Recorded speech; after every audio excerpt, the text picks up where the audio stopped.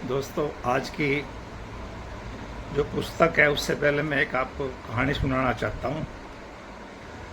ये मैंने बहुत पहले अखबार में पढ़ी थी, जिसका मेरे जीवन पर बहुत असर पड़ा। ये कहानी फेथ पर है और जो आप आज की पुस्तक है वो भी फेथ पर है, तो मैं इसको उस कहानी को उस पुस्तक से रिलेट कर रहा हूँ। तो दोस्तों, कहानी ऐसे है कि एक चर्च में एक व्यक्ति जो घंटियां बजाता था, उसको चर्च ने ये फैसला किया कि जो भी स्टाफ हमारा मैट्रिक पास नहीं है तो उसको निकाल दिया जाएगा और उसकी जगह पढ़े लिखे स्टाफ को हम नौकरी पर रखेंगे। तो दोस्तों, वो जो कर्मचारी था वो कहने लगा, जी देखो, मैं घंटी बहुत अच्छी तरीके से बजाता हूँ और वक्त के हिसाब से मैं अपना काम करता हूँ, कभी कोई लेट नहीं हुई, कभी कोई शिकायत नहीं हुई, तो आप मुझे नौकरी से मत निकालो, मैं कहाँ जाऊँगा। लेकिन वो कंपनी, जो चर्च है, वो चर्च का स्टाफ उसको नहीं मानता और कहता है नहीं, आपको नौकरी से जाना पड़ेगा।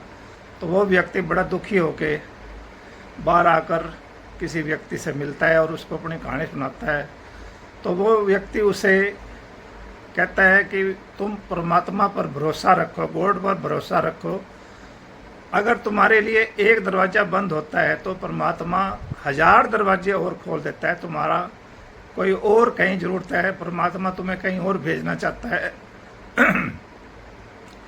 तो दोस्तों, वो वहाँ से चल पड़ता है और जब वो रास्ते में जा रहा होता है तो उसे सिगरेट पीने की, तंबाकू की कोई इच्छा होती है, लेकिन उसको रास्ते में कोई दुकान नहीं मिलती।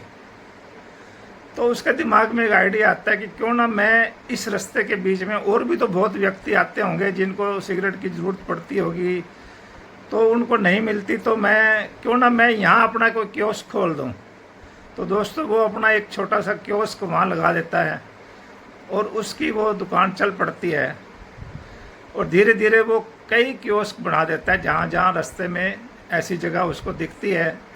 बाद में वो ऐसा कहा है कहानी में कि वो टोबैको इंडस्ट्री का किंग बनता है वो व्यक्ति।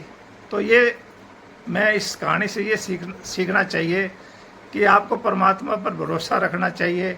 अगर आपको कहीं किसी काम में कोई मना करता है तो इसका मतलब परमात्मा आपकी कहीं और उसकी आपकी आवश्यकता है, आपको वहाँ भेजना चाहता है।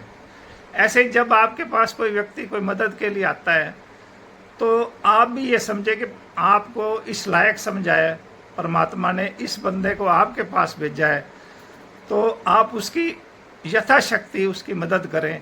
ये कहानी आज की जो पुस्तक है उससे रिलेट करती है। तो मैं उस पुस्तक को संक्षेप में आपको बताऊंगा कि फेथ, परमात्मा के ऊपर रखने से, प्रेयर करने से क्या फ़ायदा होता है।